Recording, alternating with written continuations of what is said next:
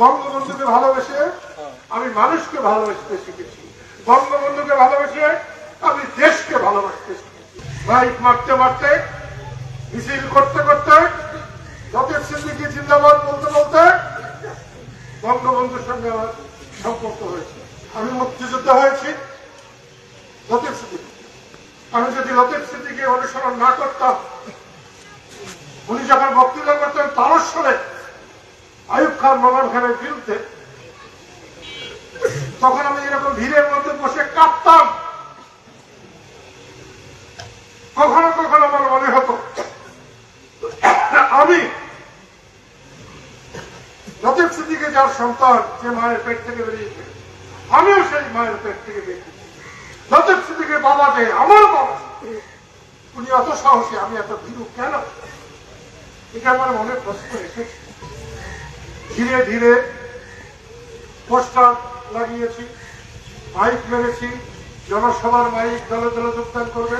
এখন যেমন মাইক মারে, আমার শাহিন মারে, আমার সখীপুরের সোহেল ছিল, সে মারত, এখন বড় হয়েছে, ওরকম মাইক মেরে মেরে আস্তে আস্তে এখানে লতিফ সিদ্দিকী তাকে রাজনীতিতে এসেছে, রাজনীতিতে এসে বঙ্গবন্ধু এবং তাকে পেয়েছে।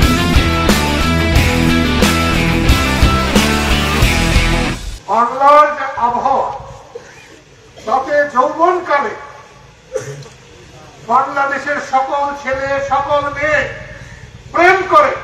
আমি একমাত্র মানুষ যে আমি যৌবনে নারী প্রেম করি নাই। মাইক মারতে মারতে, মিছিল করতে করতে, লতিফ সিদ্দিকী জিন্দাবাদ বলতে বলতে বঙ্গবন্ধুর সঙ্গে আমার সম্পর্ক হয়েছে। বঙ্গবন্ধু শুধু জেলে যেতেন, উনি আমাকে কিছু দেন নাই, উনি শুধু জেলে যেতেন। আমি মনে করতাম যে এই মানুষটাকে কেন জেলে দেয়, তাহলে উনি আমাদের পক্ষের মানুষ, পাবলিকের পক্ষের মানুষ। সেই জন্য আমি বঙ্গবন্ধুকে ভালোবাসি। বঙ্গবন্ধুকে ভালোবেসে আমি মানুষকে ভালোবাসতে শিখেছি, বঙ্গবন্ধুকে ভালোবেসে আমি দেশকে ভালোবাসতে শিখেছি। সেই জন্য যারা আমরা করি, দেশপ্রেমিক হওয়া খুব সহজ ব্যাপার না, খুব কঠিন ব্যাপার। সাধনা করতে হয়।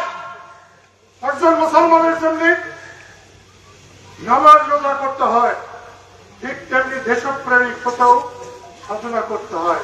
মাটিকে ভালোবাসতে হয়, মানুষকে ভালোবাসতে হয়।